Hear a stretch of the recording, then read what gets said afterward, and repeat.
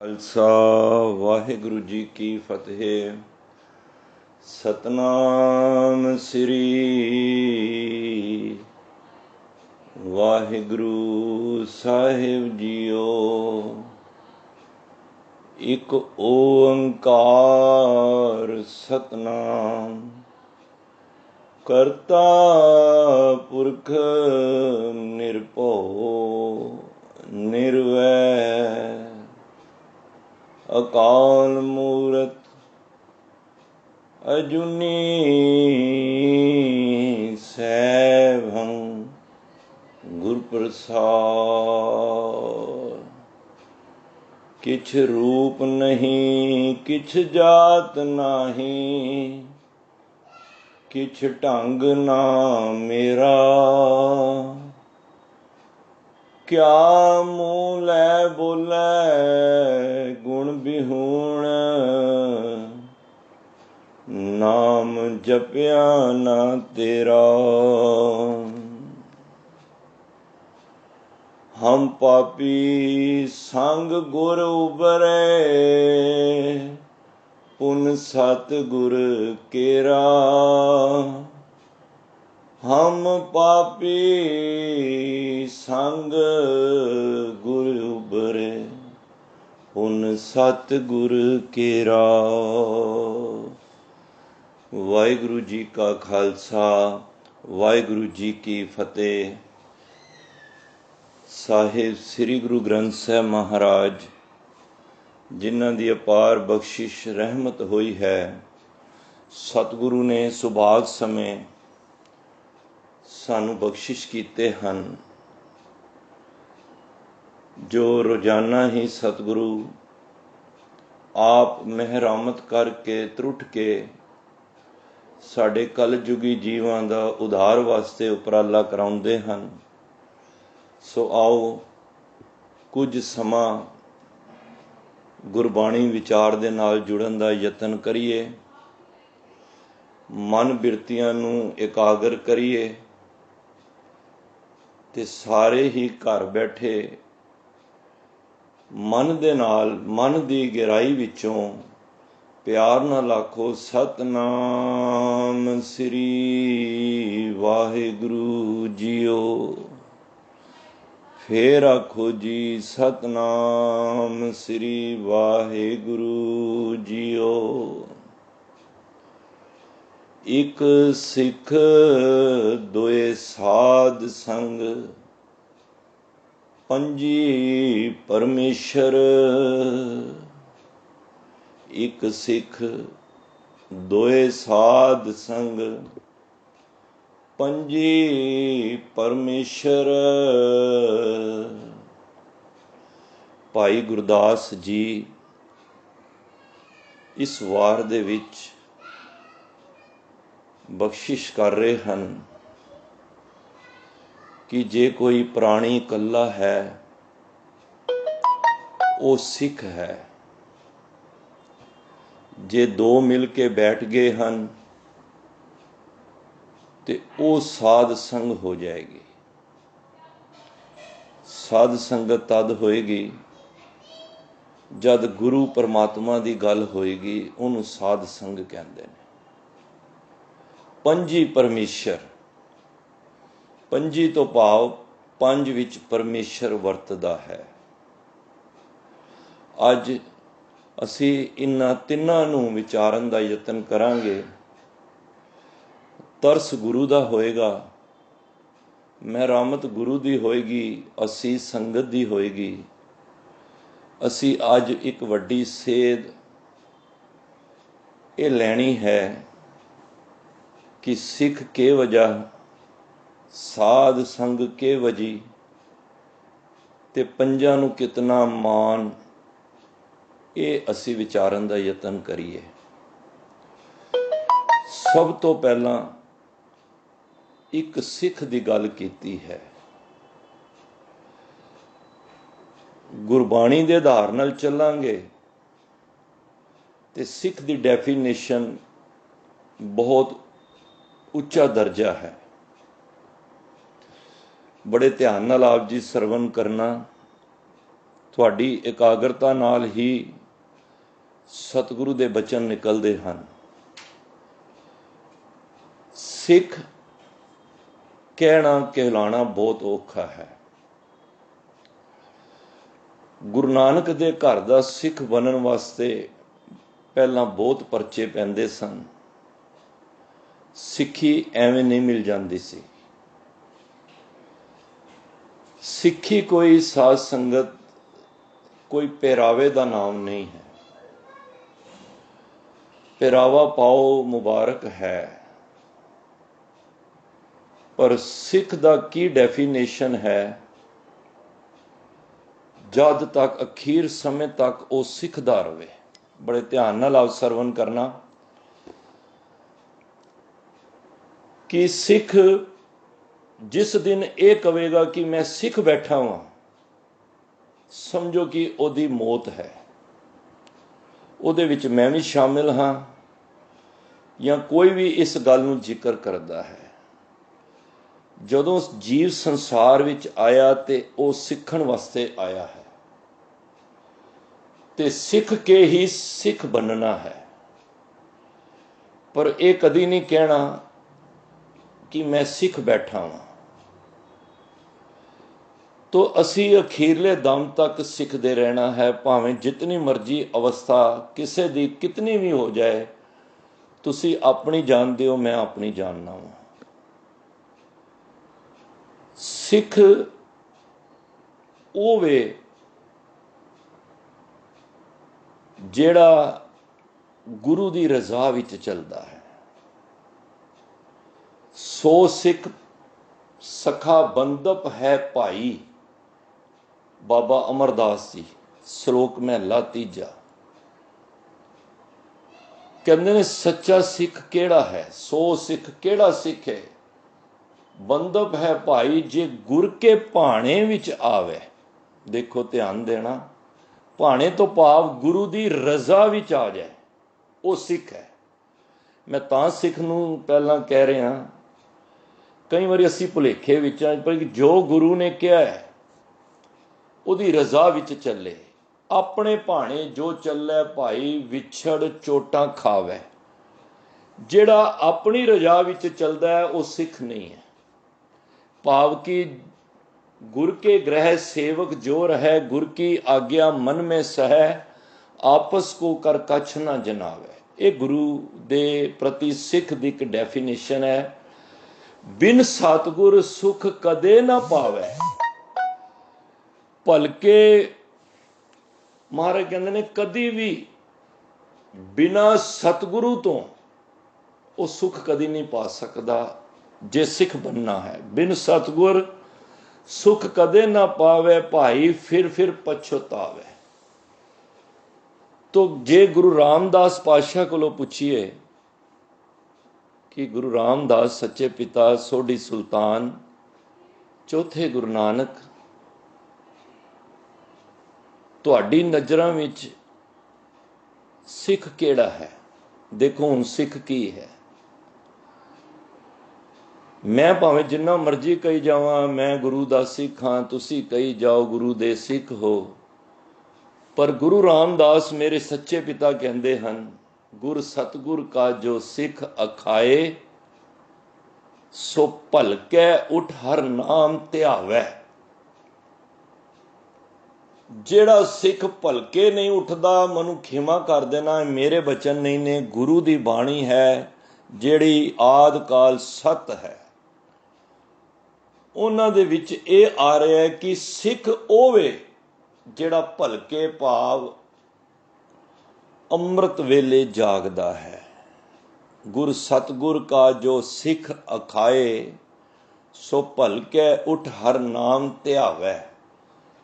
ਉੱਠ ਕੇ ਉਸ ਪ੍ਰਭੂ ਪਰਮਾਤਮਾ ਦਾ ਨਾਮ ਜਪਣਾ, दैट इज सिख, मतलब ਉਹ ਸਿੱਖ ਹੈ। तो महाराज कहते ने एक सिख ਉਹ ਸਿੱਖ ਹੈ।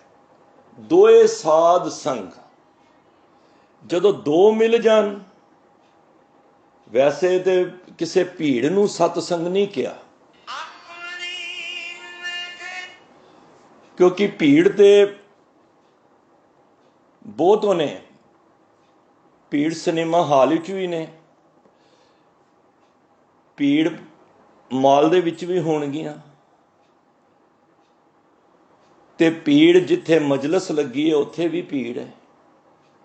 ਉਸ ਭੀੜ ਨੂੰ ਸੰਗਤ ਨਹੀਂ ਕਿਹਾ, ਉੱਥੇ ਭੀੜ ਨੂੰ ਸੰਗਤ ਕਿਹਾ ਹੈ ਜਿਸ ਦੇ ਵਿੱਚ ਗੁਰੂ ਦੀ ਗੱਲ ਹੋ ਰਹੀ ਹੈ।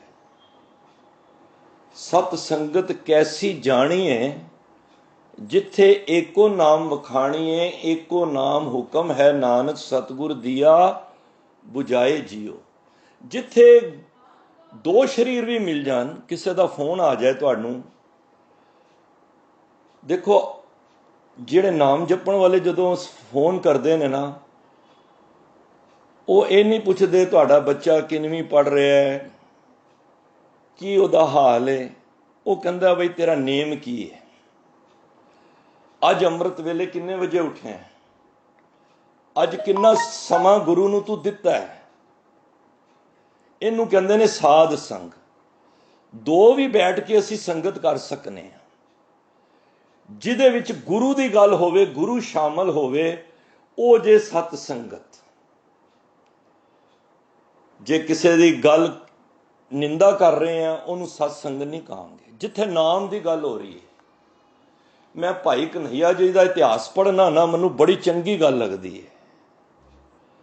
ਆਪ ਜੀ ਨੂੰ ਵੀ ਪਤਾ ਹੋਏਗਾ, ਬੜੇ ਸਰਮਾਏਦਾਰ ਸਨ ਭਾਈ ਕਨ੍ਹਈਆ ਜੀ, ਬੜੇ ਅਮੀਰ ਘਰ ਦੇ ਵਿੱਚੋਂ ਸਨ, ਪਰ ਭਾਵਨਾ ਇੰਨੀ ਸੋਹਣੀ, ਇੰਨੀ ਅੱਛੀ ਭਾਵਨਾ ਸੀ, ਦਿਲ ਇੰਨਾ ਨਰਮ ਸੀ, ਕਿੱਥੇ ਜਾ ਕੇ ਜਿੱਥੇ ਬੱਸ ਸਟੈਂਡ ਹੋਣਾ ਉੱਥੇ ਖੜੇ ਹੋ ਜਾਣਾ, ਸਵਾਰੀਆਂ ਨੂੰ ਉਤਰਨਾ। ਘਰ ਦੇ ਬੜੇ ਸੌਖੇ, ਮਾਤਾ ਪਿਤਾ ਬਹੁਤ ਹੀ ਜ਼ਮੀਂਦਾਰ ਸਨ, ਪਰ ਆਪ ਕੀ ਕਰਦੇ ਸਨ, ਕਿਸੇ ਬਜ਼ੁਰਗ ਕੋਲੋਂ ਸਮਾਨ ਜ਼ਿਆਦਾ ਹੈ, ਉਹਦਾ ਸਮਾਨ ਚੁੱਕ ਲੈਣਾ, ਤੇ ਜੇ ਉਹਨੇ ਮਜ਼ਦੂਰੀ ਮੰਗਣੀ ਤੇ ਪਤਾ ਕੀ ਕਹਿੰਦੇ ਸਨ ਭਾਈ ਕਨ੍ਹਈਆ ਜੀ, ਕਹਿੰਦੇ ਨੇ ਮਜ਼ਦੂਰੀ ਨਾ ਦਈ ਭਾਈ ਸਿੱਖਾ, ਇੱਕ ਗੱਲ ਕਰੀ, ਮੇਰੀ ਮਜ਼ਦੂਰੀ ਹੈ ਹੀ, ਜਦੋਂ ਤੱਕ ਘਰ ਦਾ ਸਫ਼ਰ ਹੀ ਨਾ, ਜਾਂ ਤੇ ਗੁਰੂ ਦੀ ਗੱਲ ਕਰ ਲਈ, ਜਾਂ ਕਰ ਲੈ ਤੇ ਜਾਂ ਸੁਣ ਲਈ। ਜੇ ਤੂੰ ਗੁਰੂ ਦੀ ਗੱਲ ਕਰਨੀ ਹੈ ਤੇ ਸੁਣਾ ਦੇ, ਜੇ ਤੂੰ ਗੁਰੂ ਦੀ ਗੱਲ ਨਹੀਂ ਕਰਨੀ ਤੇ ਮੇਰੇ ਕੋਲੋਂ ਸੁਣ ਲੈ। ਇਹਨੂੰ ਕਹਿੰਦੇ ਨੇ ਸੰਗਤ। ਔਰ ਅਵਸਥਾ ਇਤਨੀ ਉੱਚੀ ਸੀ, ਲੋਕਾਂ ਨੇ ਜਾ ਕੇ ਮਾਤਾ ਪਿਤਾ ਨੂੰ ਵੀ ਸ਼ਿਕਾਇਤ ਲਗਾ ਦਿੱਤੀ, ਭਾਈ ਕਨ੍ਹਈਆ ਤੁਹਾਡਾ ਪੁੱਤਰ ਲੋਕਾਂ ਦੇ ਬੋਝੇ ਢੋਂਦਾ ਪਿਆ, ਸਮਾਨ ਢੋਂਦਾ ਪਿਆ ਵੇ। ਤੇ ਪਿਤਾ ਡਾਂਟਦੇ ਸਨ, ਕਹਿੰਦੇ ਨੇ ਮੈਂ ਕੀ ਕਰਾਂ, ਕਿਸੇ ਦਾ ਦੁੱਖ ਮੇਰੇ ਕੋਲ ਵੇਖਿਆ ਨਹੀਂ ਜਾਂਦਾ। ਇਹਨੂੰ ਕਹਿੰਦੇ ਜੇ ਦਇਆ ਭਾਵਨਾ, ਕਿਸੇ ਦੇ ਪ੍ਰਤੀ ਦੇਖ ਕੇ ਦਰਦ ਪੈਦਾ ਹੋ ਜਾਣਾ। ਤੇ ਜਦੋਂ ਵੀ ਗੱਲ ਕਰਦੇ ਸਨ, ਕਹਿੰਦੇ ਨੇ ਜਾਂ ਤੇ ਗੁਰੂ ਦੀ ਸਾਖੀ ਸੁਣਾ ਦੇ, ਤੇ ਜਾਂ ਗੁਰੂ ਦੀ ਕੋਈ ਮੇਰੇ ਕੋਲੋਂ ਗੱਲ ਸੁਣ ਲੈ। ਤੇ ਜਦੋਂ ਗੱਲ ਕਰਦੇ ਸਨ, ਗੁਰੂ ਗੋਬਿੰਦ ਸਿੰਘ ਮਹਾਰਾਜ ਦੀ ਕਰਦੇ ਸਨ। ਤੋ ਇੱਕ ਸਿੱਖ ਦੋਏ ਸਾਧ ਸਨ। ਜਦੋਂ ਦੋ ਮਿਲ ਜਾਂਦੀਆਂ ਨੇ ਤੇ ਉਦੋਂ ਸੰਗਤ, ਉਹਨੂੰ ਸੰਗਤ ਕਹਿੰਦੇ ਨੇ। ਮੈਂ ਇੱਕ ਬਚਨ ਪੜ੍ਹਨਾ, ਭਾਈ ਰੇ ਹਰ ਹੀਰਾ ਗੁਰ ਮਾਹੇ। ਦੇਖੋ ਧਿਆਨ ਦੇਣਾ, ਭਾਈ ਰੇ ਹਰ ਹੀਰਾ ਗੁਰ ਮਾਹੇ। ਜਿਹੜਾ ਨਾਮ ਹੈ ਨਾ, ਉਹ ਹੀਰਾ ਹੈ। ਜਿਹੜਾ ਅਸੀਂ ਨਾਮ ਜਪਨੇ ਆ ਨਾ, ਉਹ ਹੀਰਾ ਹੈ, ਹੀਰਾ। ਪਰ ਹੈ ਕਿਹਦੇ ਕੋਲ ਹੈ? ਗੁਰੂ ਵਿੱਚ। ਗੁਰੂ ਮਾਹੇ ਮਿਲਣਾ ਕਿਵੇਂ ਵੇ? ਦੇਖੋ, ਸਤ ਸੰਗਤ ਸਤਿਗੁਰ ਪਾਈਏ, ਅਹਨਿਸ਼ ਸ਼ਬਦ ਸਲਾਹੇ। ਜੇ ਕੋਈ ਇਸ ਹੀਰੇ ਨੂੰ ਪਾਣਾ ਚਾਹੁੰਦਾ ਹੈ ਨਾ, ਉਹ ਸਤ ਸੰਗਤ ਵਿੱਚੋਂ ਆ ਕੇ ਇਸ ਹੀਰੇ ਨੂੰ ਪਾ ਸਕਦਾ ਹੈ। ਦੇਖੋ, ਸੰਗਤ ਵਿੱਚ ਨਾ ਹੀਰੇ ਜਵਾਹਰਾਤ ਨੇ। ਕੋਈ ਕਹਿੰਦਾ ਨਾ ਮੇਰਾ ਮਨ ਨਹੀਂ ਲੱਗਦਾ ਸੰਗਤ ਵਿੱਚ, ਮਨਾ ਤੂੰ ਆਣਾ ਨਾ ਛੱਡ, ਗੁਰੂ ਤੇਰੇ ਤੇ ਕਿਰਪਾ ਕਰੇਗਾ। ਮੈਨੂੰ ਬਾਬਾ ਨੰਦ ਸਿੰਘ ਦਾ ਬਚਨ ਯਾਦ ਆ ਗਿਆ ਸਾਹਮਣੇ, ਕੁਦਰਤੀ। ਕਹਿੰਦੇ ਨੌਕਰ ਹੁੰਦਾ ਨਾ, ਮਾਲਕ ਕੋਲ ਨੌਕਰ, ਉਹ ਭਾਂਡੇ ਮਾਂਜਦਾ ਜਾਂ ਕੋਈ ਵੀ ਝਾੜੂ ਮਾਰਦਾ, ਕੰਮ ਕਰਦਾ, ਤਨਖਾਹ ਤੇ ਲੈ ਹੀ ਜਾਂਦਾ ਨਾ, ਹਰ ਮਹੀਨੇ ਬਾਅਦ ਤਨਖਾਹ ਲੈ ਜਾਂਦਾ। ਤੂੰ ਗੁਰੂ ਘਰ ਦੇ ਵਿੱਚ ਜਾਏਗਾ, ਸੰਗਤ ਕਰੇਗਾ, ਤੇਰਾ ਦਿਲ मन जुड़ रहा कि नहीं जुड़ रहा वो अलग मैटर है, पर तैनू गुरु दे घरों तनख्वाह मिल ही जानी है। ध्यान देना, मैं एक बार फिर रिपीट करदा, तुहाडे घर विच कोई मेड होएगी, वो बेदिले होके भी काम करे या घट करे, पर जदों महीना होना है ना उन्हें तनख्वाह उन्होंने मिल ही जानी है, किसी वर्कर नूं नहीं। ते जे गुरु घर दे विच असीं जावांगे मन करके, जे असीं मन करके गुरु घर दे विच जावांगे तो मुबारक है, जे तां भी मन नहीं भी है, अज पाठ च मन नहीं लग रहा, तू अपनी क्रिया ना छड्ड, तैनूं गुरु वल्लों जिहड़ी तनख्वाह है ना, बख्शिश है जिहड़ी, मारे कहते ने पतत पावन हर बिरद सदाए, एक तिल नहीं भन्ने घाले। तेरी घालना जाई नहीं जानी। तू ऐ मत सोच किरपा नहीं होई, कई इहो सोचते ने किरपा होएगी तो मैं संगत जावांगा। नहीं भाई, जे तू संगत विच जाएगा तो किरपा होएगी, तैनूं तनख्वाह तां मिलेगी। जदों असीं नाम जपन की गल आती है ना, ध्यान देना, असीं इहो कह दिंदे बई अमृत छक लो, वो किरपा होएगी तो छकांगे। तो जदों असीं कहीए ना भी कारज हुण तुसीं काम ते जा रहे हो, ना जाओ किरपा होएगी तो चले जाना, उस वेले तो फिर बंदा कहता पहला मैं जावांगा। वो घर कोई बीमार पिया है तो तुसीं कहो जी किरपा होएगी तैनूं मैं हॉस्पिटल लैके जावांगा, असीं पुछने असीं बीमार नूं हॉस्पिटल लै जाने क्यों? क्योंकि उत्थे पता है किरपा तां होनी है जे हॉस्पिटल लैके जावांगे। कदी भी मन नहीं चैन लिया कि मैं किरपा होएगी तो गुरु घर विच आएगा, नहीं, तू गुरु घर विच आ, तेरे ते किरपा होनी लाजमी है। तेरी जिहड़ी घालना है तैनूं तनख्वाह मिलनी मिलनी है। जिस तरह एक नौकर नूं तनख्वाह मिलती है ना, भाई तू ते गुरु दा सिख लाडला सिख है, तैनूं तनख्वाह वजों तैनूं ते बख्शिश मिलेगी।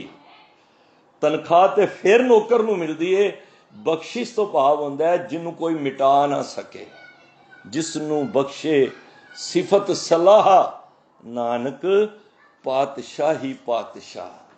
तो एक सिख दोए साथ संग, जे दो भी मिल गए ने ना, तुहाडे घर तुहाडी पत्नी है, बैठे हो, जे गुरु की साखी आपस ही सुना ली, गुरु के बचन सांझ कर ले, समझ लेना वो भी तुहाडी सत संगत हो गई है। देखो कितनी वड्डी गल है। पहला पता की हुंदा सी, रब नाल जुड़न वास्ते, ध्यान देना, रब नाल जुड़न वास्ते पहाड़ां ते कंदरां ते जाके ते रब नाल गल्लां करदे सन। गुरु कहंदे नहीं, मैं तैनूं कल्ले विच नहीं, तू जिन्नी मर्जी भीड़ इकट्ठी कर, जिन्नी ज्यादा संगत करेगा तैनूं उन्ना लाभ होएगा। एक सिख दोए साथ संग, दोआं दे नाल भी तू सत्संगत कर सकना है। मैं तो कहना जे मैं कल्ला वां ना, मैं वो भी सत्संग कर सकना। तुसीं पुछोगे क्यों, किवें? तुसीं गुरु नूं सामने बिठा लो, मैं गुरु तैनूं साखी सुनान लगा वां, नेत्र बंद कर लो, सामने सोचो बाबा अमरदास जी बैठे ने ते भाई बल्लू बैठा है, ते बल्लू गुरु अमरदास पातशाह नूं कह रहा है, महाराज एक आनंद साहब की बाणी पढ़ के की लाभ है? आनंद साहब की बाणी पढ़नी चाहते हैं तो सिख नूं की लाभ है? महाराज ने फिर बल्लू ने कहा, महाराज ने कहा, बल्लू भाई बल्लू, जेड़ा कोई मन करके आनंद साहब करेगा उन्होंने जीवन विच आनंद आ जाएगा। तो तुसी सामने गुरु नूं बिठाओ तां भी सत्संग हो जाएगी। ये मैं कोई किताबी गल नहीं कर रहा जी, मैं तुहानूं प्रैक्टिकली कह रहा। कोई भी नहीं है ना, वाजा खोल के ना सामने गुरु दी शब्द दी मूरत बना के ते तुसी गुरु नूं शब्द नाल भी अटैच हो सकते हो। एक सिख दोए साथ संग, पंजी परमेश्वर। पंज तो भाव जे पंज इकट्ठे हो गए ने ते वो परमेश्वर बन गए ने। ध्यान देना, हुण मैं इहदे उत्ते तवज्जो देनी है। और इस कंसैप्ट नूं जे असीं समझ गए, मैं समझना वा तुहाडी कीती अरदास कदी व्यर्थ नहीं होएगी। ਪੰਜਾਂ ਨੂੰ ਗੁਰੂ ਸਾਹਿਬ ਨੇ बड़ा मान दिता है। देखो बड़िया चीज़ां पंज ने, मैं अक्सर बेनती करना, पंज प्यारे ने, भाई दया सिंह हिम्मत, भाई धर्म सिंह जी, भाई हिम्मत सिंह जी, भाई मोहकम सिंह जी, भाई सहज सिंह जी, पंज प्यारे। तखत भी पंज। देखो पंजां नूं कितनी मानता है। पंज ही ककार ने, पंज ही विकार भी पंज ने, पंज ही तत्त ने, अग पानी धरती आकाश, इस सारे साडे अंदर ने, पंज तत्त ने। पांच तत्त को तन रचियो जन चतुर सुजान, धन गुरु तेग बहादुर साहब। ये पंज तत्तां दा शरीर है। जिस तरह पानी भी पिया ना साडे विच, उहदी शीतलता है। कईयां च वेखो कितनी मतलब कि ठंडक होंदी है, सहज हुंदा है, निमरता होंदी है। समझ लेना उहदे विच ये तत्त ज्यादा पाया है। अग भी होंदी है सब विच, पर कईयां विच ज्यादा होंदी है। कई बड़े तत्ते हो जाते हैं, गल बाद विच होंदी है, लड़न नूं पै जाते हैं। भाव कि बड़ा ही ऐसा सुभाव होंदा है उन्हां विच ना, वो तत्त ज्यादा होंदा है। वैसे 20% है, पर कईयां विच ज्यादा होंदा है। हवा चंचलताई है, जिहड़ा हवा वे तत्त है ना, कईयां चंचलताई ज्यादा होंदी है भी वध तो वध सजना बजना, लोगों नूं दिखाना और मैं बहुत अच्छा लग रहा। ये चंचलताई सुभाव ने। आकाश वर्गी समझ लो, जिस तरह मैं की कहां, आकाश उहदा दिमाग है जिहड़ा बड़ा ही विशाल। कईयां दा कितना माइंड होंदा है, वो कहंदे ने आकाश वाला गुण इहदे विच ज्यादा है। धरती कईयां दी मोटी अकल होंदी है, धरती वड्डी होंदा, शरीर बड़ा वड्डा है पर अकल मोटी होंदी है मेरे वर्गियां दी। इस कईयां दी बराबर तत्त होंदे ने, कईयां दे किसे विच अग बड़ी है, किसे च पानी बड़ा है, किसे च मतलब कि वखरी वखरी ने। पंज तत्तां दा इह शरीर बनिया है। पंज ही तखत ने, पंज ही ककार ने, पंज ही बाणियां ने, पंज ही विकार ने और पंज चीज़ां दी वरतों हुंदी है। पंज ही मतलब पंजां नूं गुरु साहब ने बड़ी मानता दित्ती है। मैनूं याद आंदा है अज तक जे पंजां दा सत्कार कीता ना किसी ने, तो वह गुरु गोबिंद सिंह महाराज ने किया है। देखो नगर कीर्तन होंदा है, महाराज की सवारी तो भी अगे पंज प्यारे होंदे ने। महाराज की सवारी जा रही है, तुसी देखो अगे पंज प्यारे, इतना मान। जे देग प्रसाद कड्डी दा ते पहला पंजां दा कड्डी दा। महाराज ने इतना मान दिता। मैं सोचना उस चमकोड़ दी गली दे विच जद 10 लाख दी फौज दा घेरा सी ते 40 सिंघां ने गुरु महाराज दे चरनां विच बेनती कीती, महाराज तुसी इस गड़ी तो निकल जाओ। महाराज कहंदे ने ये किस तरह हो सकदा है, तुसी अपने लाल लैके निकल जाओ। महाराज कहंदे ने ये तुसी इतिहास ऐसा बनाओगे कि गुरु गोबिंद सिंह महाराज अपने बच्चों नूं लैके निकल गए ने। पहले अपने बच्चे शहादत दा जाम पिलाया, अजीत सिंह, बाबा जुझार सिंह, 3 प्यारे भी उत्थे शहीद होए ने। 2 नाल गए ने जिहड़े हजूर साहब तक। जदों महाराज ने मना करता मैं गड़ी नहीं छड़नी, तो उस वेले पंजां ने मिल के गुरु महाराज नूं प्यार वाला हुक्म किया, महाराज हुण असीं तुहानूं एक प्यार वाला हुक्म कर रहे हैं कि तुसी गड़ी तो चले जाओ। असीं 40 जाके मतलब कि असी एक गुरु गोबिंद सिंह, सारे सिख आके असी गुरु गोबिंद सिंह पैदा नहीं कर सकते, ते तुसी जाके लखां सिख पैदा कर सकते। उस वेले जड़ा सत्कार सी गुरु गोबिंद सिंह महाराज ने उन्हां दा पंजां नूं मान दिता। सिर झुका के उस गड़ी तो ताड़ी मार के गड़ी तो गए ने महाराज। देखो पंजां दी बड़ी बख्शिश है। मैनूं याद है, मैं कहा शायद मैं एक बारी गल सुनाई भी सी बड़ी पहला। 18-20 साल पुरानी गल है। ਸ਼ਬਦ ਚੌਂਕੀ ਜੱਥੇ ਦਾ ਸਾਡਾ ਪ੍ਰੋਗਰਾਮ ਸੀ ਸ਼ਾਦਰੇ।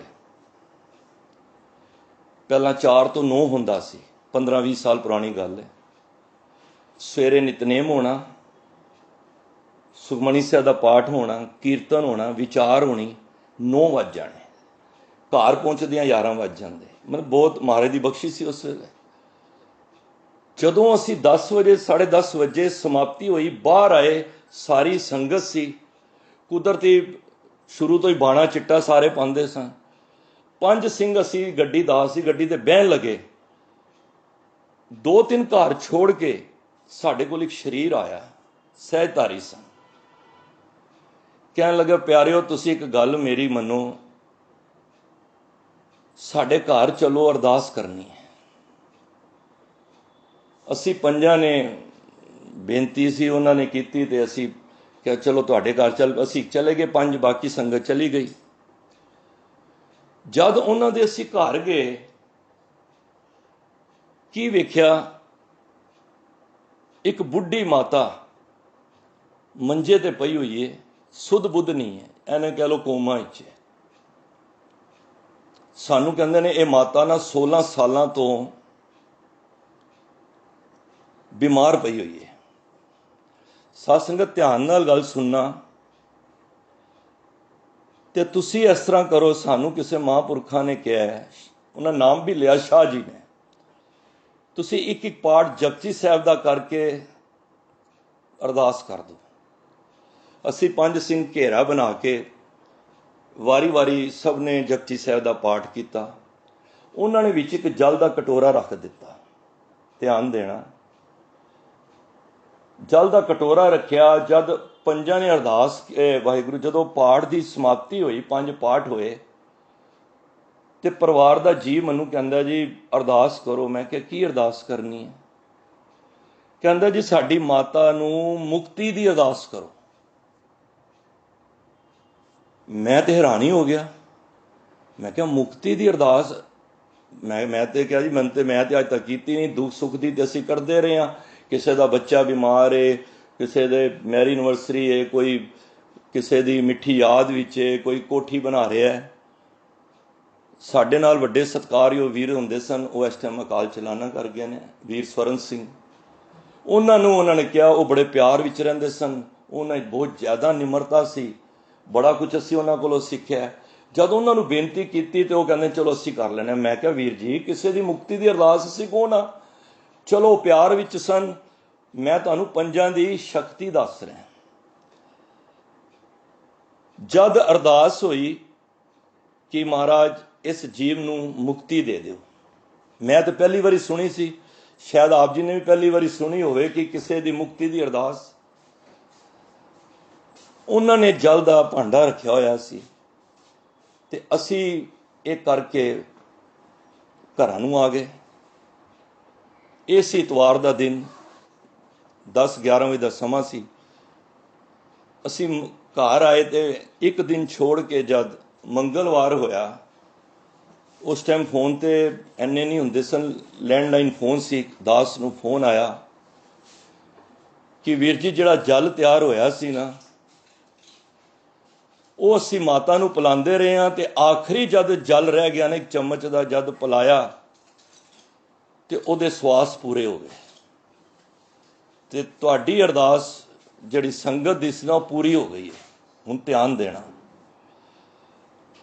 ਅਸੀਂ ਫੋਨ ਰੱਖਿਆ ਤੇ ਮਨ 'ਚ ਬੜਾ ਨਹੀਂ ਗਿਆਨ ਸੀ, ਨਹੀਂ ਪਤਾ ਸੀ, ਬੜਾ ਉਛਾਲਾ ਆਇਆ। ਲੋ ਜੀ 5 ਨੇ ਅਰਦਾਸ ਕੀਤੀ, ਮੁਕਤੀ ਹੋ ਗਈ।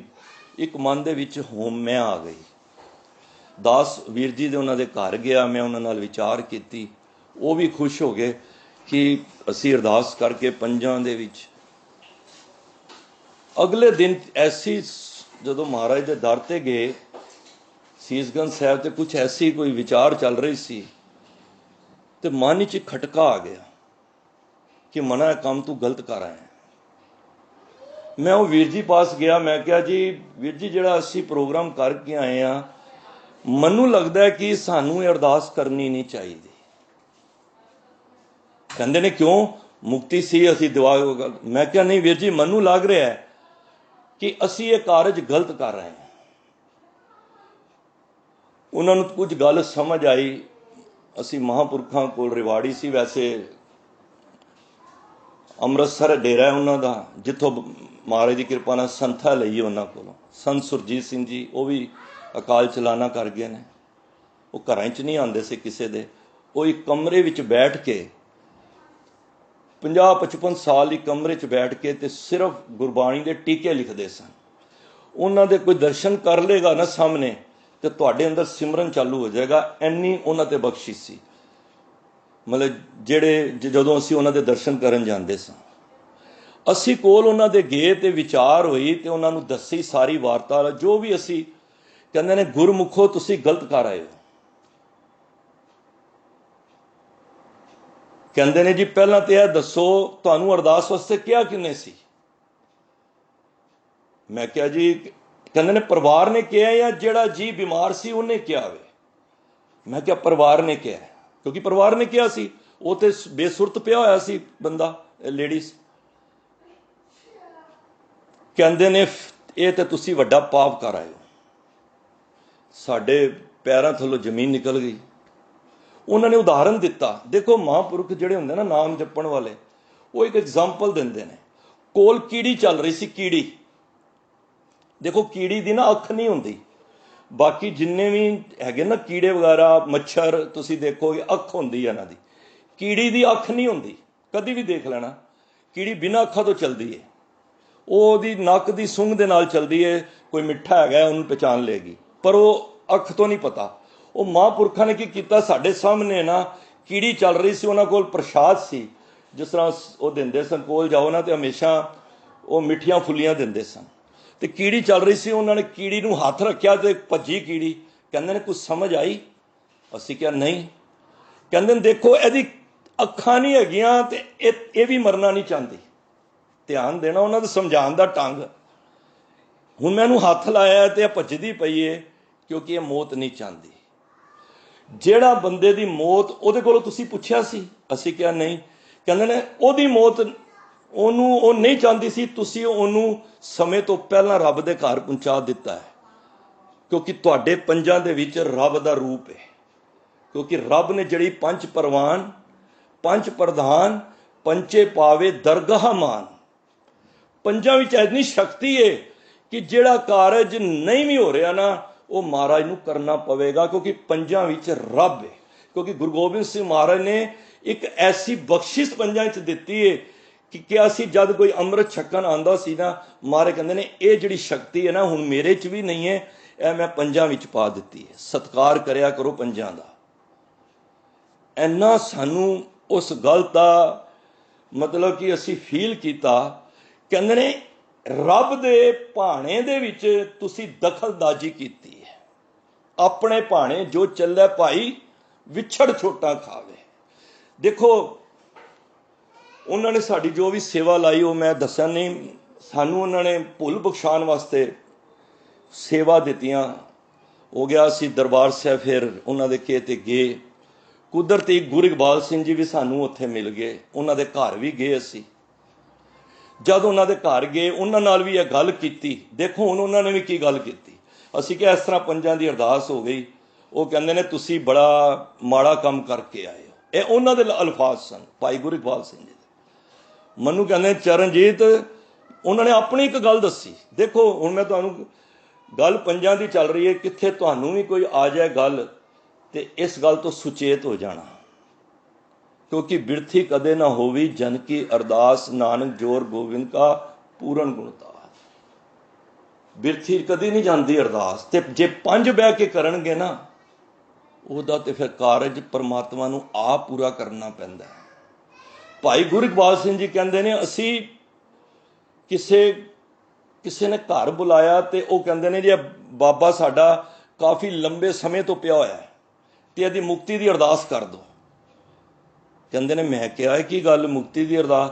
ਕਹਿੰਦੇ ਨੇ ਮੈਂ ਉਹਨਾਂ ਨੂੰ ਕਹਿ ਦਿੱਤਾ ਕਿ ਤੁਸੀਂ 40 ਦਿਨ ਸਾਰੇ ਪਰਿਵਾਰ ਵਾਲੇ ਬੈਠ ਕੇ ਨਾ ਸੁਮਣੀ ਸਾਹਿਬ ਦਾ ਪਾਠ ਕਰੋ, ਗੁਰੂ ਮਿਹਰ ਕਰੇਗਾ। ਦੇਖੋ ਸਾਡਾ ਔਰ ਉਹਨਾਂ 'ਚ ਕਰਨ 'ਚ ਕਿੰਨਾ ਫਰਕ ਸੀ। ਕਹਿੰਦੇ ਨੇ ਜਦ ਐਵੇਂ ਬਚਨ ਕਹਿ ਕੇ ਆ ਗਿਆ, ਕਹਿੰਦੇ ਨੇ 20-22 ਦਿਨ ਨਹੀਂ ਹੋਏ, ਉਹੀਓ ਬਜ਼ੁਰਗ ਬਾਬਾ ਮੈਨੂੰ ਕਿਸੇ ਬਾਜ਼ਾਰ ਵਿੱਚ ਮਿਲ ਗਿਆ, ਕਹਿੰਦਾ ਭਾਈ ਸਾਹਿਬ ਜੀ ਮੈਂ ਬਿਲਕੁਲ ਠੀਕ ਠਾਕ ਹਾਂ।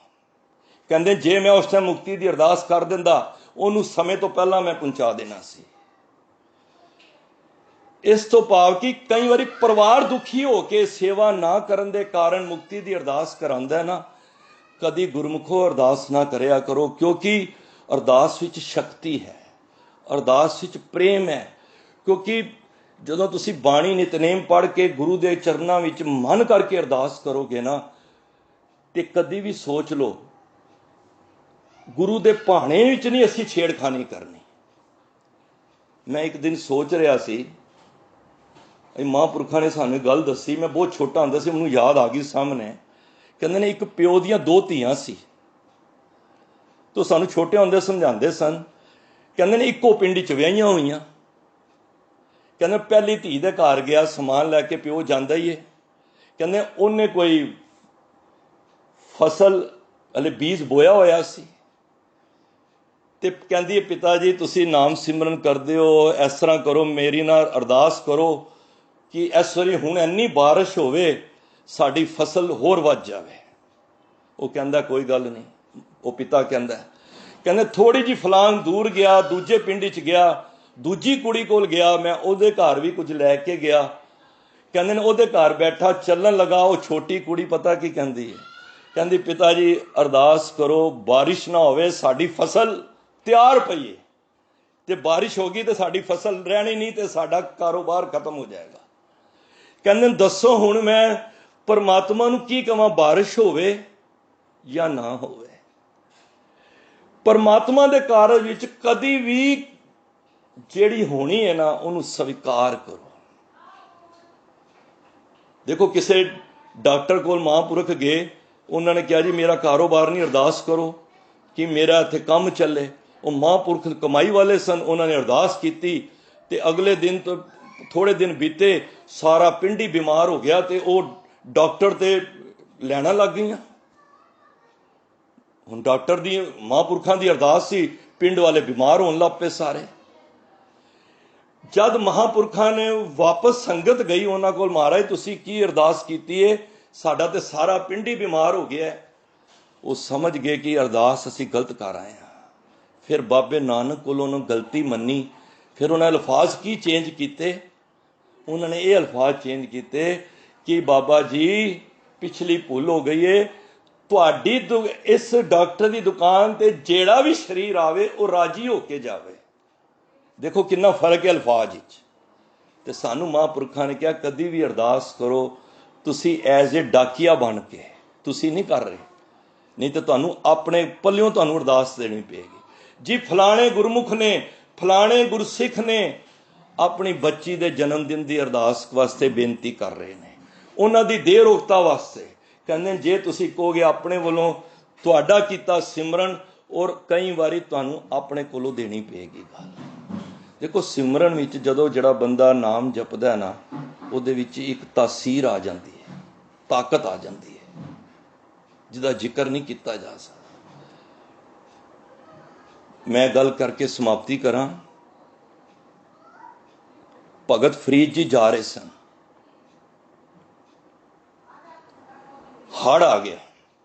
ਹੜ੍ਹ ਸਮਝਦੇ ਹੋ ਨਾ, ਮਤਲਬ ਬਾੜ ਆ ਗਈ, ਫਲੱਡ ਆ ਗਿਆ। ਤੇ ਉਹ ਫਲੱਡ ਨੇ ਕੀ ਕੀਤਾ, ਕਿੰਨੇ ਹੀ ਮੰਦਰ ਢਾਹ ਦਿੱਤੇ, ਲੋਕਾਂ ਦੀਆਂ ਝੁੱਗੀਆਂ ਢਾਹ ਦਿੱਤੀਆਂ, ਜਾਨਾਂ ਚਲੀ ਗਈਆਂ, ਹੜ੍ਹ ਆਈ ਜਾ ਰਿਹਾ। ਭਗਤ ਫਰੀਦ ਜੀ ਜਾ ਰਹੇ ਨੇ, ਸਿਮਰਨ ਬਹੁਤ ਸੀ। ਜਿਹੜੇ ਭਗਤ ਹੁੰਦੇ ਨੇ ਨਾ, ਉਹ ਰੱਬ ਦੀ ਕੁਦਰਤ ਨਾਲ ਵੀ ਗੱਲ ਕਰ ਲੈਂਦੇ ਨੇ। ਧਿਆਨ ਦੇਣਾ, ਬਲਿਹਾਰੀ ਕੁਦਰਤ ਵਸਿਆ ਤੇਰਾ ਅੰਤ ਨਾ ਜਾਈ ਲਖਿਆ, ਇਹ ਹੁਣੇ ਪੜ੍ਹਿਆ ਸੋਦਰ ਵਿੱਚ। ਕਿਉਂਕਿ ਰੱਬ ਕੁਦਰਤ ਵਿੱਚ ਵੀ ਹੈ।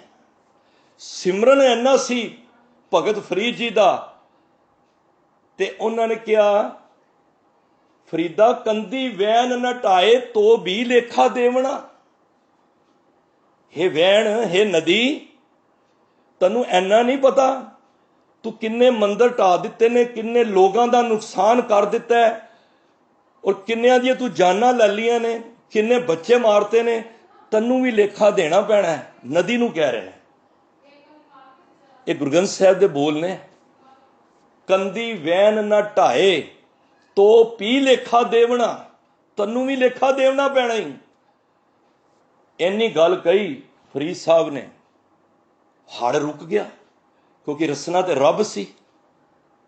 साधु बोले सहज सुभाए साध का बोला बिरथा ना जाए।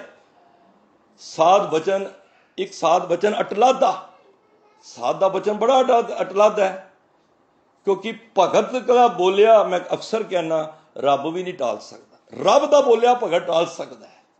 सिमरन सी, हड़ रुक गया।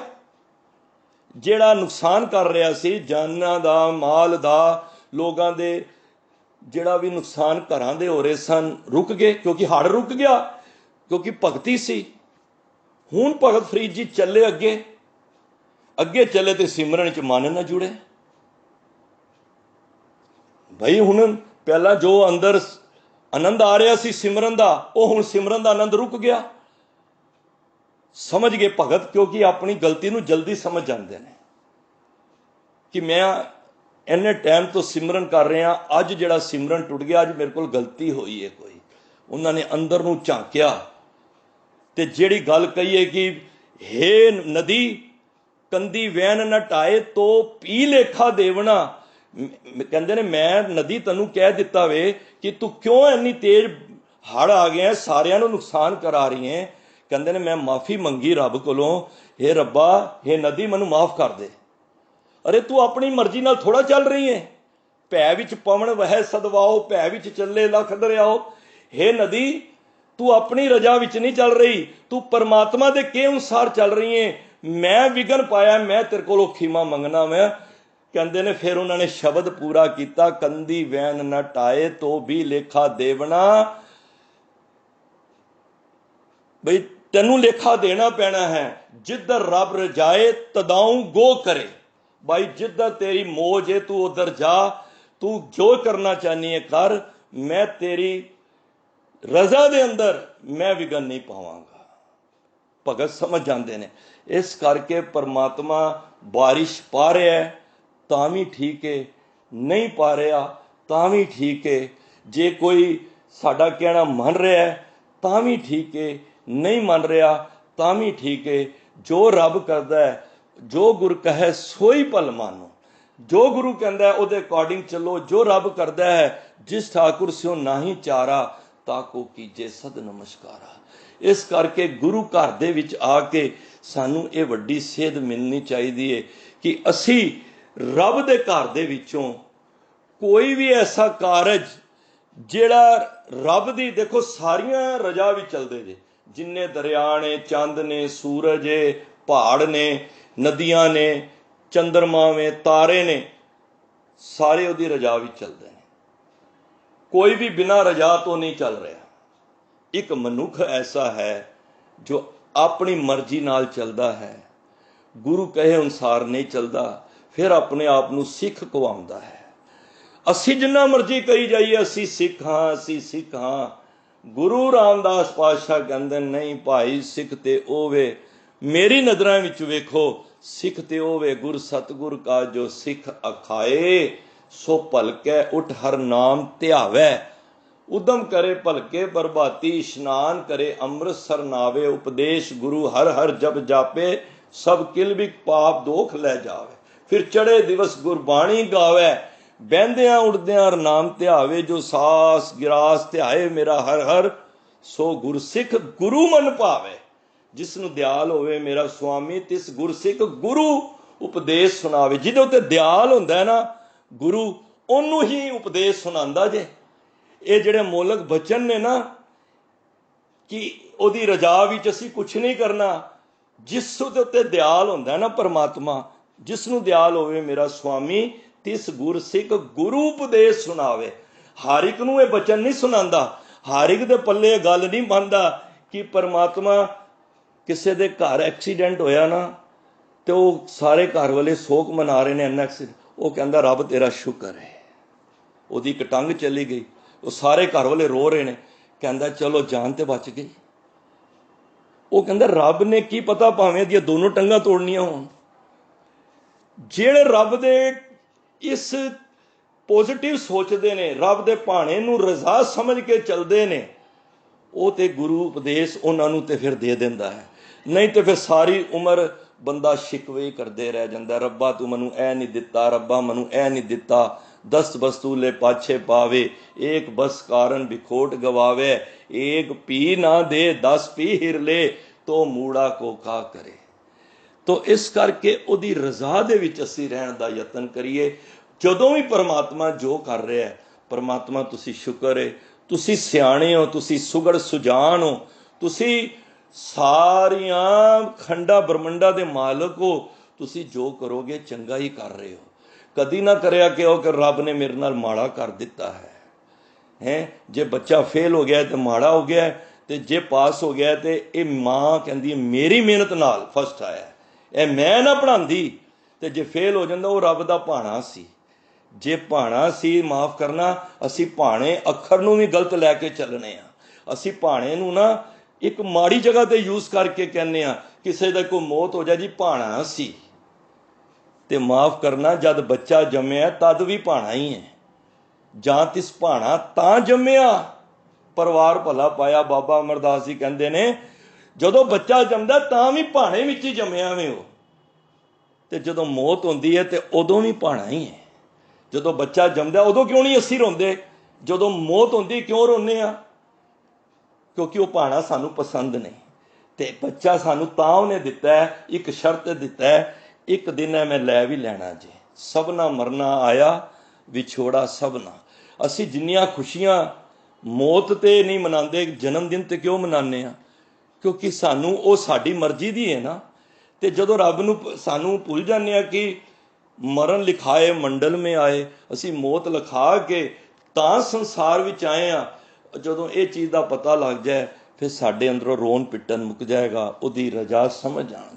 ਗੁਰੂ ਸਾਹਿਬ ਸਮਝਦੇ ਸਨ ਮੇਰੇ ਲਾਡਲਿਆਂ ਦੀ ਜਿਹੜੀ ਆਰਜਾ ਆਰਬਲਾ ਹੈ ਨਾ ਉਹ ਐਨੀ ਹੈ।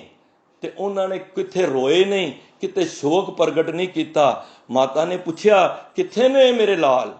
ਤੇ ਮਹਾਰਾਜ ਨੇ ਕਿਹਾ ਉਹ ਗੱਲ ਤੇ ਛੱਡੋ, ਪਹਿਲਾਂ ਦੇਗ ਬਣਾਓ, ਉਹਦਾ ਸ਼ੁਕਰ ਕਰੋ। ਇਹ ਦੇਗ ਕਿਉਂ?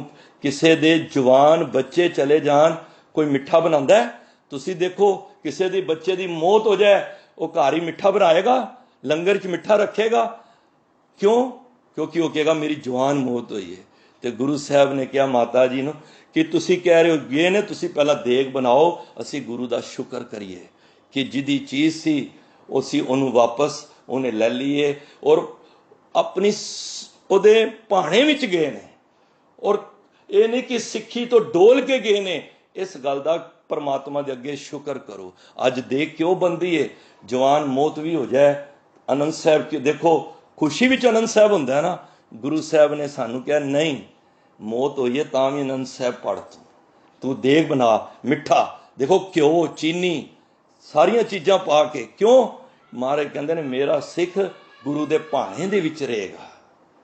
ਤੇ ਜੇ ਅਸੀਂ ਭਾਣੇ ਵਿੱਚ ਚੱਲਾਂਗੇ, ਤੇ ਜੇ ਅਸੀਂ ਆਪਣੇ ਭਾਣੇ 'ਚ ਚੱਲਾਂਗੇ ਕਿ ਭਾਈ ਮੇਰੇ ਅਕੋਰਡਿੰਗ ਹੋਵੇ, ਨਹੀਂ, ਜੋ ਪਰਮਾਤਮਾ ਕਰ ਰਿਹਾ ਤੁਸੀਂ ਇਹ ਸੋਚ ਲਓ। ਆਪਣਾ ਪਰਿਵਾਰ ਵੇਖੋ, ਇੱਕ ਦਿਨ ਇਹ ਖੁਸ਼ੀਆਂ ਨੇ, ਇਹਦੇ ਵਿੱਚ ਇੱਕ ਦਿਨ ਮਾਤਮ ਵਿੱਚ ਵੀ ਬਦਲਣੀਆਂ ਨੇ। ਇੱਕ ਮੀਆਂ ਬੀਬੀ ਨੇ, ਇੱਕ ਨੇ ਜਾਣਾ ਵੀ ਹੈ। ਇਹ ਵੀ ਇੱਕ ਮਨ 'ਚ ਪਿਕਚਰ ਪੱਕੀ ਬਣਾ ਲਓ, ਤੁਹਾਨੂੰ ਰੋਣਾ ਹੀ ਮਿਟ ਜਾਏਗਾ। ਕਿਉਂ? ਕਿਉਂਕਿ ਸਾਨੂੰ ਉਹਦੇ ਭਾਣੇ ਦਾ ਪਤਾ ਲੱਗ ਗਿਆ। ਅੱਜ ਜਾਂ ਮੈਂ ਚਲਾ ਜਾਵਾਂਗਾ ਜਾਂ ਮੇਰੀ ਘਰ ਵਾਲੀ ਚਲੀ ਜਾਏਗੀ, ਜਾਂ ਘਰ ਵਾਲੀ ਚਲੀ ਜਾਏ ਮੈਂ ਚਲਾ ਜਾਵਾਂ, ਜਾਂ ਮੇਰਾ ਪੁੱਤਰ ਚਲਾ ਜਾਏ ਜਾਂ ਮੈਂ ਚਲਾ ਜਾ। ਭਾਵ ਕਿ ਇੱਕ ਨੇ ਜਾਣਾ ਹੀ ਹੈ। ਭਾਣੇ ਨੂੰ ਜੇ ਅਸੀਂ ਮੰਨ ਲਈਏ ਤਾਂ ਗੁਰੂ ਸਾਹਿਬ ਇਹ ਕਹਿੰਦੇ ਨੇ ਕਿ ਇੱਕ ਸਿੱਖ ਦੋਏ ਸਾਧ ਸੰਗ ਪੰਜੀ ਪਰਮੇਸ਼ਰ। ਜੇ 5 ਰੂਪ ਹੋ ਕੇ ਨਾ, ਬਾਬਾ ਅਮਰਦਾਸ ਜੀ ਕਹਿੰਦੇ ਸਨ ਘਰ ਵਿੱਚ ਕਿੰਨਾ ਵੱਡਾ ਦੁੱਖ ਆ ਜਾਏ, ਤੁਸੀਂ ਕਿੱਥੇ ਜਾਣ ਦੀ ਲੋੜ ਨਹੀਂ। ਨਿਤਨੇਮੀ ਅੰਮ੍ਰਿਤ ਧਾਰੀ 5 ਸਿੱਖ ਬੁਲਾ ਕੇ ਆਨੰਦ ਸਾਹਿਬ ਦਾ ਪਾਠ ਕਰਕੇ ਉਹਨਾਂ ਪਾਸੋਂ ਅਰਦਾਸ ਕਰਾ ਲਓ ਨਾ, ਵੱਡੇ ਤੋਂ ਵੱਡੇ ਦੁੱਖ ਗੁਰੂ ਸਾਹਿਬ ਆਪ ਕੱਟ ਦਿੰਦੇ ਨੇ। ਮੈਂ ਸਹੀ ਕਹਿ ਰਿਹਾ। ਕਈ ਘਰਾਂ ਵਿੱਚ ਜਾਈਦਾ। ਇੱਕ ਘਰ ਮੈਂ ਹੁਣ ਕਹਿ ਕੇ ਸਮਾਪਤੀ ਕਰਾਂ, ਇੱਕ ਘਰ ਪਿੱਛੇ ਕੁਝ ਮਹੀਨਾ 1.5 ਮਹੀਨਾ ਹੋਇਆ, ਉਹਨਾਂ ਨੇ ਘਰ ਬੁਲਾਇਆ ਦਾਸ ਨੂੰ, ਕਹਿੰਦੇ ਨੇ ਵੀਰ ਜੀ ਬੜੀ ਪਰੇਸ਼ਾਨੀ ਹੈ। ਮੈਂ ਗਿਆ ਉਹਨਾਂ ਦੇ ਘਰ, ਜਦ ਉਹਨੇ ਕਹਿੰਦੇ ਨੇ, ਮੈਂ ਕਿਹਾ ਕੀ ਗੱਲ ਹੈ? ਕਹਿੰਦੇ ਨੇ ਜਦ ਉਹਨਾਂ ਨੇ ਅਲਮਾਰੀ ਖੋਲੀ, ਕਹਿੰਦੇ ਨੇ ਸਾਡੇ ਨਾ ਬੰਦ ਸੂਟ ਜਾਂ ਸ਼ਰਟਾਂ ਦੇ ਅੰਦਰ ਨਾ ਜਦੋਂ ਅਸੀਂ ਪ੍ਰੈਸ ਕਰਕੇ ਰੱਖਨੇ ਆ ਨਾ, ਕੱਢਨੇ ਆ ਤੇ ਵਿੱਚ ਸੰਦੂਰ ਪਿਆ ਹੁੰਦਾ ਹੈ। ਤੇ ਮੈਂ ਕਿਹਾ ਤੁਹਾਡੇ ਘਰ? ਕਹਿੰਦੇ ਨੇ ਹਰ ਸ਼ਰਟ ਦੇ ਅੰਦਰ ਵਿੱਚ ਸੰਦੂਰ ਪਿਆ ਹੁੰਦਾ ਹੈ। ਕਹਿੰਦੇ ਨੇ ਕੀ ਹੈ? ਤੇ ਮੈਂ ਕਿਹਾ ਜੀ ਤੁਹਾਡੇ ਘਰ ਜਪਜੀ ਸਾਹਿਬ ਦਾ ਪਾਠ ਹੁੰਦਾ। ਕਹਿੰਦਾ ਪਹਿਲਾਂ ਕਰਦੇ ਸਨ, ਹੁਣ ਨਹੀਂ ਕਰਦੇ। ਮੈਂ ਕਿਹਾ ਜਦੋਂ ਇਹ ਚੀਜ਼ਾਂ ਤੁਸੀਂ ਜੈਤਨ ਬਾਣੀ ਵਿਸਰ ਜਾਏ, ਜਦੋਂ ਘਰਾਂ ਚੋਂ ਬਾਣੀ ਨਿਕਲਦੀ ਹੈ ਨਾ ਤੇ ਇਹ ਚੀਜ਼ਾਂ ਦਾ ਵਾਸਾ ਹੋ ਜਾਂਦਾ ਹੈ। ਤੇ ਉਸ ਵੇਲੇ ਉਹਨਾਂ ਨੇ ਗੱਲ ਸੁਣੀ, ਮਹਾਰਾਜ ਦੀ ਕਿਰਪਾ ਨਾਲ ਜੋ ਸੋਝੀ ਸੀ 5 ਸਰੀਰ ਗਏ, ਜਾ ਕੇ ਆਨੰਦ ਸਾਹਿਬ ਦਾ ਪਾਠ ਕਰਕੇ ਗੁਰੂ ਚਰਨਾਂ ਵਿੱਚ ਅਰਦਾਸ ਕੀਤੀ। ਅਰਦਾਸ ਵਿੱਚ ਉਹੀ ਅਲਫਾਜ਼ ਕਿ ਪਰਿਵਾਰ ਵੱਲੋਂ ਬੇਨਤੀ ਹੈ, ਮਹਾਰਾਜ ਜੋ ਆਇਆ ਕਸ਼ਟ ਹੈ ਆਪ ਕਿਰਪਾ ਕਰਕੇ ਇਹਨੂੰ ਨਿਵਰਤ ਕਰੋ। ਤੇ ਦਾਸ ਨੇ ਬੇਨਤੀ ਕੀਤੀ ਕਿ ਘਰ ਉੱਠਣ ਤੋਂ ਬਾਅਦ ਸਭ ਤੋਂ ਪਹਿਲਾਂ ਸਾਰਾ ਪਰਿਵਾਰ ਇੱਕ ਪਾਠ ਘੱਟੋ ਘੱਟ ਜਪਜੀ ਸਾਹਿਬ ਦਾ ਕਰੋ। ਤੇ ਹੁਣ ਕੱਲ ਪਰਸੋਂ ਵੀ ਗੱਲ ਹੋਈ ਸੀ, ਕਹਿੰਦੇ ਮਹਾਰਾਜ ਦੀ ਕਿਰਪਾ ਹੁਣ ਐਸੀ ਕੋਈ ਗੱਲ ਨਹੀਂ। ਤੋ ਐਸੀਆਂ ਬਲਾਵਾਂ ਵੀ, ਕਿਉਂਕਿ ਬਾਣੀ ਵਿੱਚ ਬਾਣੀ ਦੀ ਤਾਸੀਰ ਹੈ, ਬਾਣੀ ਵਿੱਚ ਬੜੀ ਤਾਕਤ ਹੈ। ਜਦ 5 ਬੈਠ ਕੇ ਗੱਲ, ਜਦੋਂ ਜੇ ਅਸੀਂ ਕਵਾਂਗੇ ਗੁਰੂ ਸਾਹਿਬ ਇਹ ਕਿਉਂ ਕਰ ਦਿੱਤਾ, ਐਵੇਂ ਕਰ ਦੋ, ਉਹਦੇ ਭਾਣੇ ਦੇ ਵਿੱਚ ਕਿਸੇ ਮਾਈ ਨੇ ਉਹ ਬਣਾਈ ਸੀ ਨਾ ਖਿਚੜੀ, ਤੇ ਉਹ ਬਾਰਿਸ਼ ਹੋ ਰਹੀ ਸੀ ਤੇ ਉਹਨੇ ਅਰਦਾਸ ਕਰ ਦਿੱਤੀ ਤੇ ਬਾਰਿਸ਼ ਰੁਕ ਗਈ। ਤੇ ਮਹਾਰਾਜ ਨੇ ਖਿਚੜੀ ਉਹਦੀ ਪ੍ਰਵਾਨ ਨਹੀਂ ਕੀਤੀ। ਕਹਿੰਦੇ ਜਿਹੜੀ ਬਾਰਿਸ਼ ਤੂੰ ਰੁਕਵਾਈ ਹੈ ਨਾ, ਕਈ ਜੀਵ ਜੰਤੂ ਐਸੇ ਨੇ ਜਿਨ੍ਹਾਂ ਨੂੰ ਇਸ ਬਾਰਿਸ਼ ਦੀ ਲੋੜ ਹੈ। ਤੂੰ ਤੇ ਘਰ ਦੇ ਕਿਚੜ ਨੂੰ ਵੇਖ ਰਹੀ ਹੈ ਨਾ, ਕਈ ਮਿੱਟੀ ਵਿੱਚ ਐਸੇ ਜੀਵ ਨੇ ਜਿਨ੍ਹਾਂ ਨੂੰ ਇਸ ਬਾਰਿਸ਼ ਦੀ ਲੋੜ ਹੈ। ਤੇ ਕਦੀ ਵੀ ਪਰਮਾਤਮਾ ਦੀ ਰਜ਼ਾ ਦੇ ਅੰਦਰ ਕਦੀ ਵੀ ਕਿੰਤੂ ਪਰੰਤੂ ਨਾ ਕਰੀਏ, ਉਹਦੀ ਰਜ਼ਾ ਵਿੱਚ ਰਹੀਏ। ਤੇ ਇਸ ਕਰਕੇ ਸਾਨੂੰ ਗੁਰੂ ਸਾਹਿਬ ਭਾਣੇ ਵਿੱਚ ਰਹਿਣ ਦੀ ਜਾਚ ਸਿਖਾਉਂਦੇ ਨੇ। ਕਹਿੰਦੇ ਜੇ ਬੰਦਾ ਜੰਮਿਆ ਤਾਂ ਵੀ ਉਹਦਾ ਭਾਣਾ ਹੈ, ਜੇ ਮੌਤ ਹੋਈ ਹੈ ਤਾਂ ਵੀ ਉਹਦਾ ਭਾਣਾ ਹੈ। ਇਹ ਕਿਸੇ ਵੀ ਧਰਮ ਦੇ ਵਿੱਚ ਇਸ ਤਰ੍ਹਾਂ ਦੀ ਫਿਲਾਸਫੀ ਕਿਸੇ ਧਰਮ ਵਿੱਚ ਤੁਹਾਨੂੰ ਨਹੀਂ ਮਿਲੇਗੀ। ਗੁਰੂ ਨਾਨਕ ਦੇ ਘਰ ਵਿੱਚ ਇਹ ਚੀਜ਼ ਮਿਲੇਗੀ ਕਿ ਖੁਸ਼ੀ ਗਮੀ ਦੇ ਵਿੱਚ ਪਰਮਾਤਮਾ ਨੂੰ ਪਿਆਰ ਨਾਲ ਮਿਲਣਾ ਹੈ ਔਰ ਆਨੰਦ ਵਿੱਚ ਰਹਿਣਾ ਹੈ, ਖੇੜੇ ਵਿੱਚ ਰਹਿਣਾ ਹੈ। ਇਤਨੀ ਬੇਨਤੀ ਪ੍ਰਵਾਨ ਕਰਨੀ। ਭੁੱਲਾਂ ਬੇਅੰਤ ਹੋਈਆਂ ਨੇ, ਖਿਮਾ ਕਰ ਦੇਣਾ। ਔਰ ਅਰਦਾਸ ਸੱਚੇ ਪਿਤਾ ਦੇ ਚਰਨਾਂ ਵਿੱਚ ਇਹੀ ਕਰੋ, ਸਤਿਗੁਰੂ ਜਿਉਂ ਤੂੰ ਚਲਾਏ ਤਿਵ ਚੱਲੈ ਸੁਆਮੀ, ਹੋਰ ਕਿਆ ਜਾਣਾ ਗੁਣ ਤੇਰੇ, ਜਿਵ ਤੂੰ ਚਲਾਹੇ ਤਿਵੇਂ ਚਲਹੈਂ, ਜਿੰਨਾ ਮਾਰਗ ਪਾਵੇ। ਜਿਵੇਂ ਤੂੰ ਚਲਾਨਾ ਹੈ, ਕਿਉਂਕਿ ਤੇਰੇ ਹੱਥ ਸਭ ਕੁਛ ਹੈ। ਦਾਤੇ ਦਾਤ ਰੱਖੀ ਹੱਥ ਆਪਣੇ, ਜਿਸ ਭਾਵੇ ਤਿਸ ਦੇ। ਤੋ ਇਸ ਕਰਕੇ ਇਹ ਦਾਤਾਂ ਪਰਮਾਤਮਾ ਸਭ ਕੁਛ ਤੁਮਰੇ ਹਾਥ ਪ੍ਰਭ, ਆਪ ਕਰੇ ਕਰਾਏ। ਸਭ ਕੁਝ ਤੇਰੇ ਹੀ ਹੱਥ ਹੈ। ਅਸਾਂ ਜੋਰ ਨਾਹੀਂ ਜੇ ਕਿਛ ਕਰ ਹਮ ਸਾਕੇ।